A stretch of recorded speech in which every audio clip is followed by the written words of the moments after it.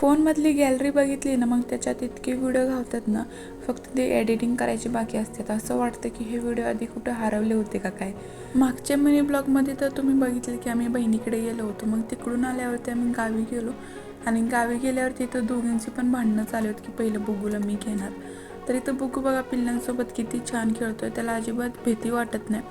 पिल्लांना एकाच हाताने उचलतो आणि फेकून देतो, अजिबात म्हणजे कसलाच भेट नाही. सो हे ना माझ्या मामाचं घर आहे आणि माझ्या आवाजाकडे लक्ष देऊ नका, कारण मी आता झोपून उठले, त्याच्यामुळं ना माझा आवाज असा येतोय. त्यानंतर रात्री मग मामाने मटण आणलं होतं. मग ते जेवण वगैरे करून आम्ही रात्रीचं खाली गेलो, म्हणजे की माझ्या मम्मी पप्पाकडं.